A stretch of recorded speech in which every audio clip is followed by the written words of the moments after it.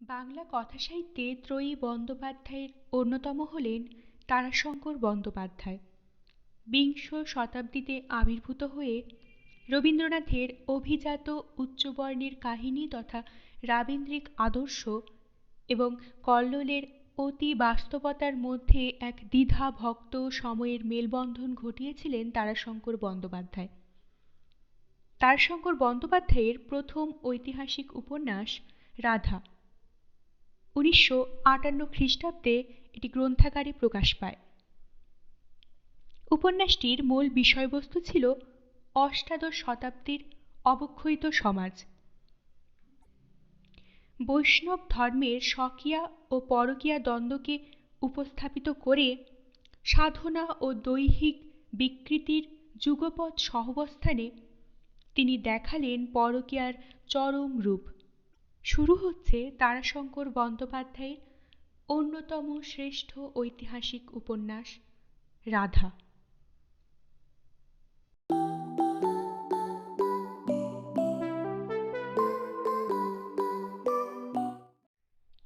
স্মর গরল খণ্ডনং মম শিরসি মণ্ডনং দেহি পদপল্লব মুদারম। 18 শতকের তৃতীয় দশক তখন শেষ হয়ে আসছে। ভারতবর্ষে মুঘল আমল। সুবে বাংলা, বিহার, উড়িষ্যার রাজধানী মুর্শিদাবাদ। একাধারে দেওয়ান ও সুবেদার মতমন উল মুলক আলাউদ্দৌলা জাফর খাঁ নাসিরি নাসির জং মুর্শিদ কুলি খাঁ তখন বাংলা, বিহার, উড়িষ্যায় এক অনাস্বাদিতপূর্ব শান্তি ও শৃঙ্খলা স্থাপন করে সদ্য বিগত হয়েছেন। বাংলার মসনদে তখন সদ্য বসেছেন জাফর খাঁর একমাত্র জামাতা সুজাউদ্দিন, মতমন উল মুলক সুজাউদ্দিন বাহাদুর আসাদ জং।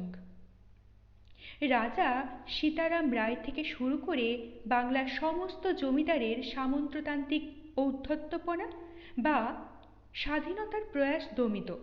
তাদের ঘোড়ার মতো মুখে লাগাম পরিয়ে সুবে বাংলার রথ জুড়ে বাংলার নবাবী তখন জৌলিশের রাত্রির শোভাযাত্রার মতো চলেছে।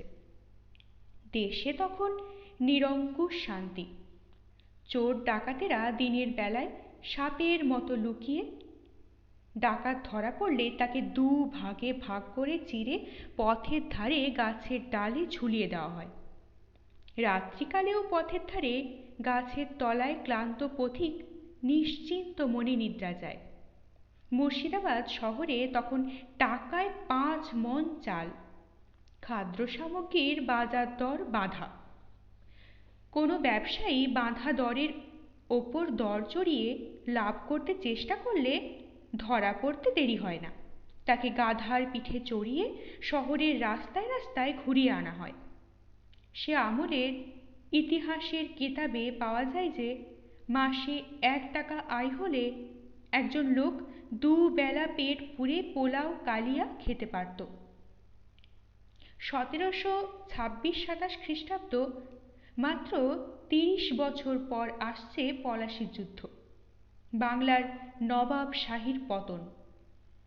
কিন্তু তখনই সুবে বাংলায় মুসলমান নবাব শাহীর উজ্জ্বলতম জৌলুসের আসর। বোধ করি বেলোয়ারি কাঁচের ঝাড় লণ্ঠনে সমাদানি বাতিগুলি নেবার আগে শেষবারের মতো উজ্জ্বল হয়ে উঠেছে। জেলা বীরভূমে অজয় নদীর ধারে ইলামবাজার গঞ্জ, বড় জমজমাট গঞ্জ তখন ইলামবাজার। ইলামবাজার থেকে পশ্চিমে জানুবাজার, উত্তরে সুখবাজার পর্যন্ত নিয়ে এক নাগার এক মস্ত জমজমাট গঞ্জ। দেশ তখন সমৃদ্ধ।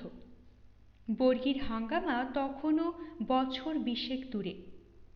বুলবুল কি টিয়া পাখিরা ঝাঁকে ঝাঁকে ধান খেয়ে গেলেও লোকে খাজনা দেবার জন্য ভাবে না। দেশে তখন অনাবৃষ্টিও ছিল না, যুদ্ধও না। বাংলাদেশের ক্ষেতে তখন শস্যের সমারোহ। খামারে খামারে ধানের বাহার, ছোলা মসুরের বাহার। ভাঁড়ারে জ্বালায় জ্বালায় গুড় মজুদ। ঢাকায় মসলিন, মুর্শিদাবাদ বিষ্ণুপুরে রেশম। গ্রামে গ্রামে আটপৌরে কাপড়ের তাঁত চলে ভোর থেকে সন্ধে পর্যন্ত। ফিরিজিরা এদেশে এসেছে বসেছে, কিন্তু তার ভিত পোক্ত হতে পারেনি। আজকাল ইলামবাজারে যে ইংরেজ কুটির ধ্বংসাবশেষ দেখা যায়, তার কথা কেউ তখন স্বপ্নও দেখত না। শুধু কখনো সখনো দু একখানা নৌকা এসে লাগত, তার ওপর থেকে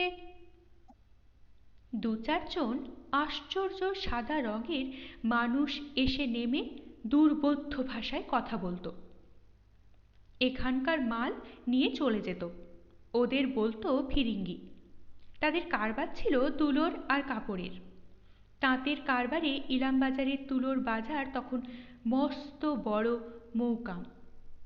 লেনদেন চলে হাজার হাজার টাকার। তার সঙ্গে আশেপাশের চাষিদের ঘরের পলুর চাষের রেশমের কারবারও কিছু ছিল। কিন্তু ইলামবাজারে সবচেয়ে বড় কারবার লাক্ষার। অজয়ের কুলের কুল গাছ আর পলাশ গাছে লাক্ষার চাষ চলত। লা থেকে রং, আলতা, গালা তৈরি হয়ে চালান যেত দিল্লি পর্যন্ত। এখানকার গালার কদর ছিল খুব। মুর্শিদাবাদের দরবারে যে গালার ওপর মোহর ছাপ দিয়ে গোপনীয় পত্র পাঠানো হতো, সে গালা ছিল ইলামবাজারের। নবাব সুজাউদ্দিনের রং মহল চেহেল সতুনে যে সব গালার আসবাব খেলনা ছিল, বিলাস ভবন ফরাসবাগে গালার যে বিরাট বড় অপরূপ গাছটি ছিল, যার সবুজ পত্র পল্লবের বৃন্তে বৃন্তে ছিল লাল ফুল আর টোপা টোপা হলুদ ফুল, এবং যার ওপর এক ঝাঁক কালো কুচকুচে মৌ টুস্কি পাখি সর্ষের আকারের রাঙা চোখ আর প্রবাল রঙের ঠোঁট নিয়ে বসেছিল, যার তারিফ নাকি দিল্লি দরবারের আমিরেরা এসেও করে যেতেন, সে গাছটি ইলামবাজারের গালা দিয়ে এখানকার কারিগরেরাই তৈরি করেছিল। মুর্শিদাবাদের নবাবের রংমহল থেকে আমির ওমরাহ রাজা জমিদার বাড়ির মেয়েরা সে সময় পুরনো ভেঙে নিত্যই যে নতুন গালার চুড়ি পরতেন, জড়োয়া চুড়ির পাশেও যে চুড়ি জেল্লায় হার মানত না, সে চুড়িও ছিল ইলামবাজারের। মুর্শিদাবাদের তওয়ায়েফ বাইজি কসবিদের হাতে যে এক হাত করে গালার চুড়ি বাহার দিত, সেও তাই। তার সঙ্গে তার গড়ন রং ঢঙের নিত্যই ছিল পরিবর্তন। ওদিকে ইলামবাজারের কারিগরদের যেমন ছিল কারিগরির এলেম, তেমনই ছিল নিত্য নতুন ঢং আবিষ্কারের উপযুক্ত সাফা মগজ। নবাব বাদশাহের দরবারে খেলাতের ফর্দে বড় বড় বাড়ির কুটুম্বিতার তত্ত্ব তল্লাশের দফার মধ্যে ইলামবাজারি গালার জিনিস কিছু না কিছু না থাকলে চলতই না। শুধু নবাব আমির শেঠই নয়, গালার তৈরি থালার ওপর ফল ফুল আর খুচরো ফল, আম জাম কাঁঠাল এসব সচ্ছল গৃহস্থের ঘরে না থাকলে তাদের মনও খুঁতখুত করত। ইলামবাজারের বাজারে এই জন্যই ছিল বড় খরিদ্দারের আমদানি। অনেকেই বলতো ইলামবাজার নয়, এলেম বাজার। সেই জমজমাট ইলামবাজারে সেদিন অমাবস্যার ভোরবেলা, ফাল্গুন মাসের দ্বিতীয় সপ্তাহের প্রথম সোমবার, সোমবার অমাবস্যা। শিব চতুর্দশীর পরদিন মৌনী অমাবস্যা। পঞ্জিকায় নির্দেশ আছে মন্বন্তরা ও অক্ষয় স্নান। এই রাত্রিতে গঙ্গা স্নান অক্ষয় পুণ্য। রাত্রি প্রভাতে শুক্লপক্ষের প্রতিপদে আরম্ভ হবে মাধব পক্ষ। পক্ষের পূর্ণ তিথি পূর্ণিমায় মাধবের রঙে খেলা, হোলি উৎসব, আবিরের রঙে কুমকুমে পৃথিবী রাঙা হয়ে যাবে। মাধবের পূজার জন্য মাধবী লতায় কোমল সবুজ শাখাগ্রগুলির গ্রন্থিতে গ্রন্থিতে হরিদ্রাভ কোমল শুভ্র মর্ম মাধবী পুষ্প স্তবকে স্তবকে ফুটে উঠবে। তার আগেই গৌরীপতির অর্চনার জন্য বসন্ত আবির্ভাবের পূর্ব থেকেই ফুটতে শুরু করেছিল যে রাঙা পলাশ স্তবক, সে পলাশের ফোঁটা শেষ হয়েছে শিব চতুর্দশীতে। তার ঝরার পালা শুরু আজ থেকে। রাঙা পলাশ শুকিয়ে রঙে পরিণত হবে, তারই কণা উড়িয়ে বাতাস খেলবে হোলি। সংকল্প করে যারা মাধবার্চনা করবে তারা এই অমাবস্যার রাত্রিতে স্নান করে ঝরা পলাশ কুড়িয়ে আনবে, রোদে শুকিয়ে গুঁড়ো করে তাই দিয়ে তৈরি করবে মাধব রঞ্জনের জন্য রাঙা রং। আবির কুমকুম আসবে বাজার থেকে। ইলামবাজারে অজয়ের ঘাটে বড় বড় নৌকা এসে লাগবে। আবির কুমকুম বেচে তার বদলে আলতা গালার খেলনা চুড়ি আর তুলো বোঝাই নিয়ে ফিরবে। কাশ্মীরি জাফরান নিয়ে আসবে পাঞ্জাবের শেখ সওদাগরেরা। ইয়ার ঢিলে ঢালা পায়জামা, হাঁটু ঝুল পাঞ্জাবির আস্তিন, তার ওপরে হাত কাটা জরির কামদার ফতুয়া পরে শাহী জোয়ান সব। জাফরানের সঙ্গে আনবে আতর। বড় বড় গদির মালিকেরা জমিদারেরা আতর কিনবে। তাদের হোলিতে আবিরের সঙ্গে আতর না হলে চলে না। পাঞ্জাবিরা আরও পণ্য আনে, ঘোড়া আনে। জমিদার ব্যবসাদারেরা কেনে সেসব।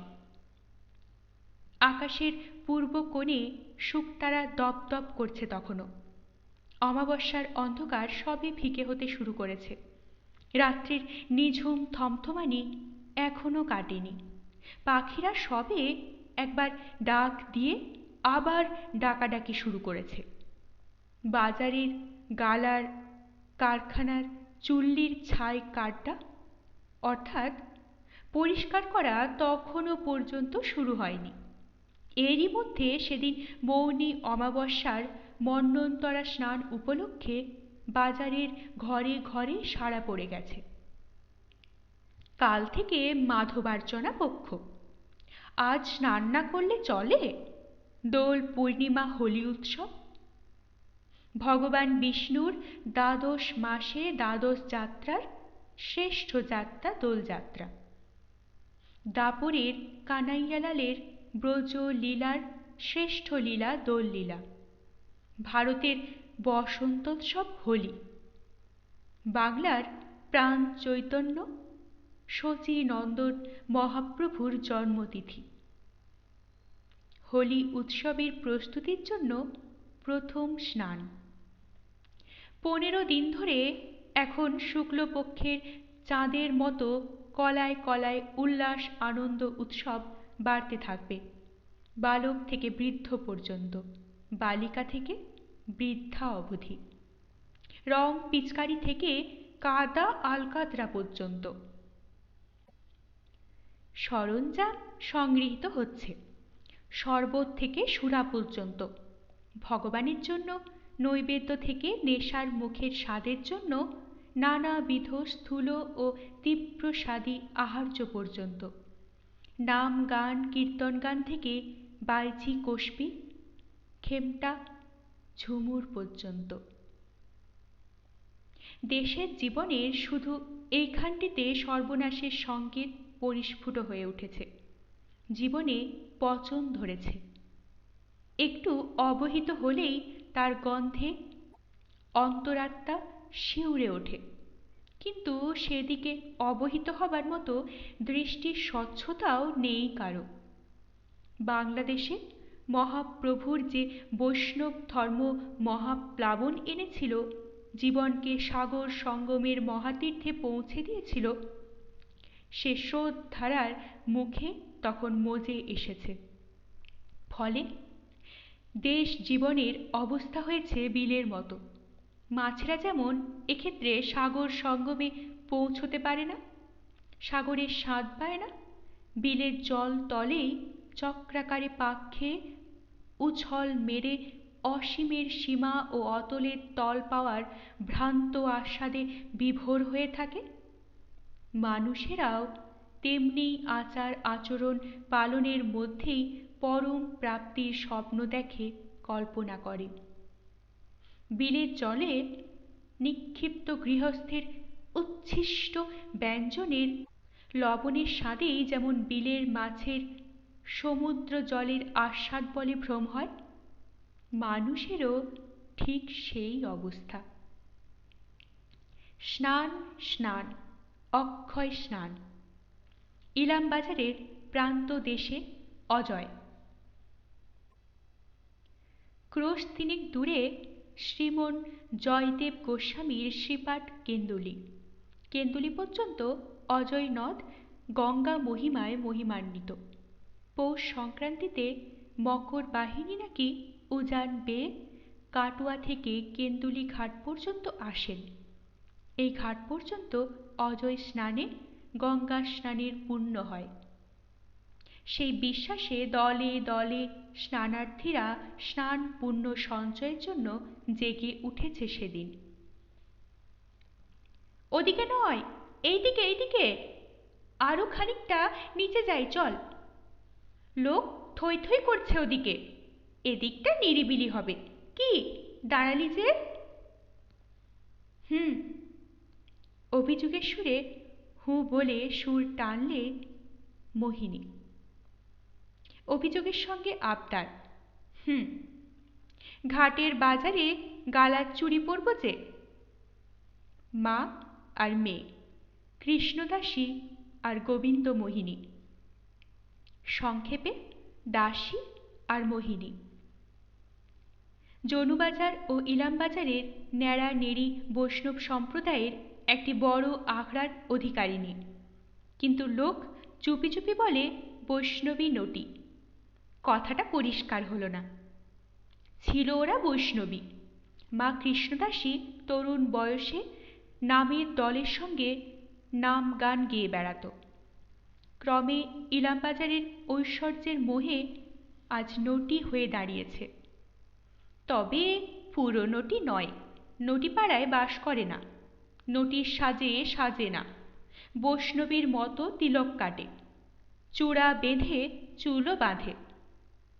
দুই বাজারের বাজার এলাকার বাইরে একটি শান্ত বৈষ্ণব পল্লীতে আখড়াতেই বাস করে। সেখানে প্রভুর সেবাও আছে। তবে এ সমস্তের আড়ালে এদের আর একটি রূপ আছে, সেটি নটির রূপ। অনেককাল পর্যন্ত সেটি সাধারণ্যে অপ্রকাশ ছিল, কিন্তু কৃষ্ণদাসীর আখড়ায় চারিদিক পাকা পাঁচিল দিয়ে ঘেরা থাকা সত্ত্বেও সে সত্য প্রকাশ হয়ে পড়েছে। পাঁচিল পার হয়ে বাতাসে ভেসে এসেছে মুর্শিদাবাদী জর্দার গন্ধের সঙ্গে দামি আতরের গন্ধ।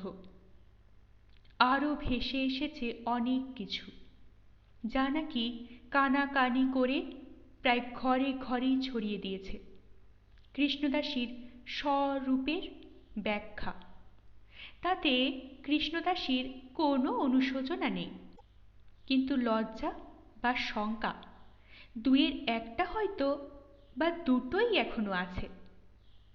আর কারণ হল সে এ অঞ্চলের আঁকড়াধারী বৈষ্ণবী বাউলদের শীর্ষস্থানীয় সিদ্ধ সাধক প্রেমদাস বাবাজির আঁকড়ার উত্তরাধিকারিণী। তার খেতাব হল মাজি। আখড়ায় প্রেম দাসের সিদ্ধাসন আছে। তার প্রতিষ্ঠা করা মহাপ্রভুর দারু বিগ্রহ আছে। সেই কারণে সে অত্যন্ত সাবধানে থাকে। কোনো গদিওয়ালা ধনীর বাড়িতে যখন সে যায়, তখন সে যায় অত্যন্ত গোপনে, যায় ডুলিতে, সঙ্গে লোক থাকে, বিরল পথে যাতায়াত করে। পথে লোক ব্যঙ্গ করলে লজ্জার আর সীমা থাকবে না। বাজারের লোক দেশান্তরের আগন্তুক দুঃসাহসী সওদাগরের পিছন ধরিয়ে দিলে বিপদ হবে। ওদের তো কোনো বাধাবন্ধন নেই, পথের মাঝখানেই এসে হাঁকবে, এ লম্বদারিণী। তাদের সম্প্রদায়ের অনেককে এই অসাবধানতার জন্যে গিয়ে দাঁড়াতে হয়েছে বাজারে।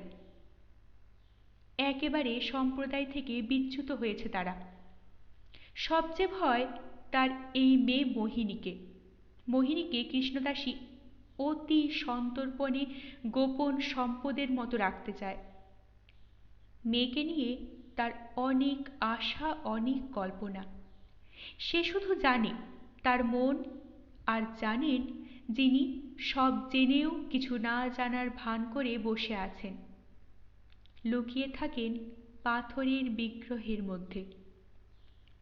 মোহিনীর দিকে কৃষ্ণদাসী তাকায়, আর বুকের ভেতর সেই কথার আলোড়ন ওঠে। মেয়ে তো নয়, সাক্ষাৎ আগুনের শিখা। ঘরের দেওয়ালের আড়ালে কাঁচ ঘেরা লণ্ঠনের ভেতরের প্রদীপের মতো ঢেকে রেখেছে তাই। ঘেরা না থাকলে এত পাখাওয়ালা পিঁপড়ে ফড়িং ছুটে এসে ওর ওপর ঝাঁপিয়ে পড়বে যে, তাতে শিখাই নিভে যাবে, নয় অগ্নিকাণ্ড হবে। সে কারণেই বাজার পার হয়ে ইলামবাজারের সদর ঘাটে যাবে না কৃষ্ণদাসী। বাজারকে পিছনে রেখে মাঠ পার হয়ে শাল বন কুল বনের ভিতর দিয়ে গাঁয়ের ঘাটে স্নান করবে। আর মেয়ে আবদার ধরেছে ঘাটের বাজারে যাবে চুড়ি পরতে। কৃষ্ণদাসী বললে না, একটু রূঢ়ভাবেই বললে। ভালো করে চাদরখানা গায়ে জড়িয়ে নিয়ে মেয়ের চাদরটাও ঠিক করে দিলে। মেয়েটার বয়স সবে 15, তার 20 বছর বয়সের সন্তান। চুড়ি আমি আনিয়ে দেব। মৃদুস্বরে মেয়ে তেমনই অনুযোগের সুরেই বললে, আনিয়ে দেবে? পরের আনা জিনিস বুঝি পছন্দ মতো হয়? দোকানে কত রকম চুড়ি।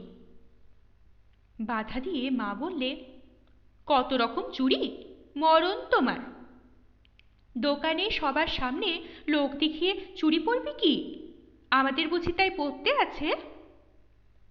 নেই তো এত চুড়ি পরে তুমি ডুলি চেপে যাও কেন? যাই কেন? কচি খুকি নাকি তুই? সে যাই লুকিয়ে।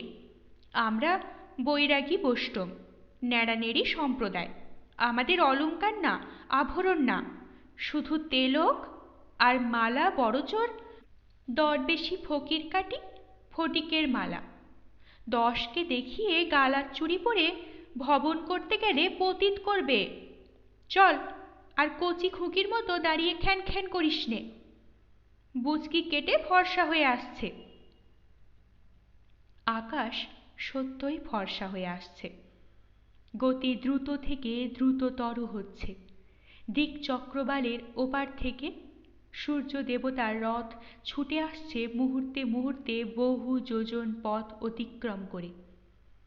পাখিরা বাসায় বসে মুখ বাড়িয়ে কলরব করা শেষ করে 2-4টি করে বাইরে উড়তে শুরু করেছে।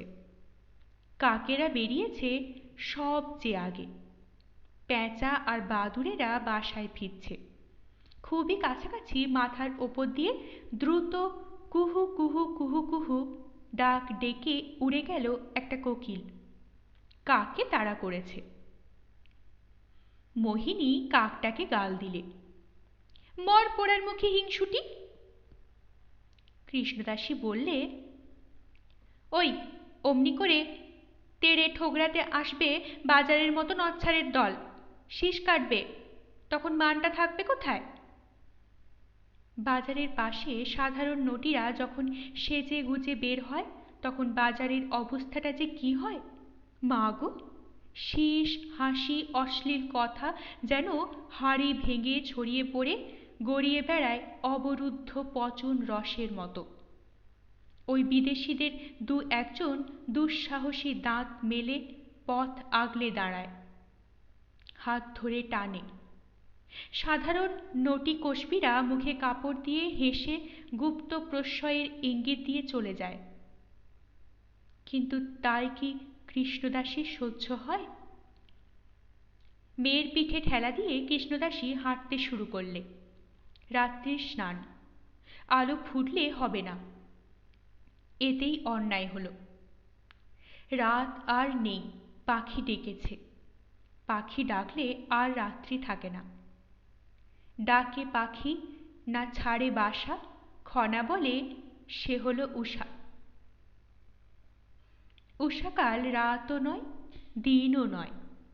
পাখি বাসা ছেড়ে বাতাসে পাখা মেললেই উষা শেষ, দিন শুরু হয়ে যায়। চল চল, পা চালিয়ে চল বাছা, তা বলে দেখে চলিস? দেখছিস না কেমন ধোঁয়া ধোঁয়া কুয়ো জাগছে? কৃষ্ণদাসী মাঠের মধ্যে দিয়ে পথ ধরলে। চারপাশে পাতলা শাল বনের ভেতর মাঝে মাঝে খানিকটা খানিকটা চাষের ক্ষেত। তারই আলোর ওপর দিয়ে শাল বনের ভেতর দিয়ে পায়ে চলা পথ গঞ্জ বাজারকে বেড় দিয়ে চলে গেছে। ওই পথ ধরে কৃষ্ণদাসী মেয়েকে নিয়ে এক নির্জন ঘাটে গিয়ে নামবে। বাঁয়ে বোলপুর দুপুর পর্যন্ত বিস্তৃত শাল বনের এলাকাটা পার হয়ে সে নিশ্চিন্ত হবে। বনের মধ্যে দিয়ে চলে গেছে এই গাড়ির রাস্তাটা। ওই রাস্তায় ষাঁড়বন্দি গরুর গাড়ি চলছে, চলছেই। ধান আর চাল, চাল আর ধান। উত্তর দিক থেকে আসে এই ইলামবাজার জানুবাজার গঞ্জে। ওই পথে ঠিক এই সময়ে একটা ভয়ের সম্ভাবনা আছে। ওই পথে এই সময় দেখা যায় এক ঘোড়সওয়ারকে, রাধারমণ দাস সরকারের পাষণ্ড বংশধর অক্রুর সরকারকে। অক্রুর অহংকার করে বুক বাজিয়ে বলে, অক্রুর নেহি, হাম ক্রুর সরকার হ্যায়। রাধারমণ সরকার ধনী ব্যবসাদার। ইলামবাজারে তার মস্ত গদি। রাধারমণের সাধন কুঞ্জে কৃষ্ণদাসীর যাতায়াত আছে। ছেলে অক্রুর কুল ধর্ম মানে না। সে বৈষ্ণব বংশের ছেলে হয়েও দুর্দান্ত মাতাল। নারী দেহের প্রতি তার প্রচণ্ড প্রলোভন এবং রুচিও বিচিত্র। তার রুচিতে সেই নিকষ কালো বন্য বর্বর জাতিয়া মেয়েদের পেছনে উন্মত্ত লালসায় ছোটে। এই বনের পথ ধরে কিছু দূর গিয়ে বাঁ দিকে বনের ভেতর তার এক বিলাসকুঞ্জ আছে। সেইখানেই তার অনুচরেরা সংগ্রহ করে আনে নিত্য নতুন শবরী জাতীয় যুবতী। সেই ভোগ করে এই ভোরবেলা সে ইলামবাজারে ফেরে। রাধারমণ পুত্রের মতি ফেরাবার জন্য মোহিনীকে চায় কৃষ্ণদাসীর কাছে। এই শবরী লালসা লোলুপ অক্রুরের বিকৃতি রুচির মধ্যেও বিচিত্র ব্যতিক্রমের মতো ভালো লেগেছে মোহিনীকে। বাপকে সে কথা দিয়েছে যে মোহিনীকে সে যদি পরকীয়া সাধনের সঙ্গিনী হিসেবে পায় তবে দীক্ষা নিয়ে এই ব্যভিচার ছেড়ে দেবে। কৃষ্ণদাসী মুখে সরকারকে না বলতে পারে না, কিন্তু ওই অক্রুরের হাতে মোহিনীর মতো সোনার পুত্তলীকে তুলে দিতে পারবে না। মোহিনীকে নিয়ে তার অনেক বাসনা, অনেক কামনা। পথের ধারে এসে দাঁড়ালো কৃষ্ণদাসী। মেয়েকে বললে, দাঁড়া। ঘন শালবনের মধ্যে দিয়ে রাঙা মাটির গরুর গাড়ি চলা কাঁচা সড়ক। ক্যাঁচ ক্যাঁচ ক্যাঁচ শব্দে গরুর গাড়ি চলেছে। ধুলো উড়িয়ে লাল ধুলোয় সব ঢেকে গেছে। গাছের আড়াল থেকে দাঁড়িয়ে কৃষ্ণদাসী যথাসম্ভব স্থির নিশ্চয় হয়ে নিলে। না, ঘোড়ার খুরের শব্দ পাওয়া যাচ্ছে না। ঘূর্ণির মতো ধুলোর ঝড় আসছে না। কোনো প্রমত্ত কণ্ঠের শাসন বাক্যও শোনা যাচ্ছে না। না, আসছে না অক্রুর। এবার সে মেয়ের হাত শক্ত করে চেপে ধরে বললে, আয়। ভালো লাগলে অবশ্যই লাইক করবেন, শেয়ার করবেন। পরবর্তী পর্বে চোখ রাখতে চ্যানেলটিকে অবশ্যই সাবস্ক্রাইব করবেন ও প্রতিটি পর্ব মিস না করার জন্য বেল আইকনটি প্রেস করবেন। আপনাদের অভিমত কমেন্ট বক্সে অবশ্যই জানাবেন। অনেক ধন্যবাদ। নমস্কার।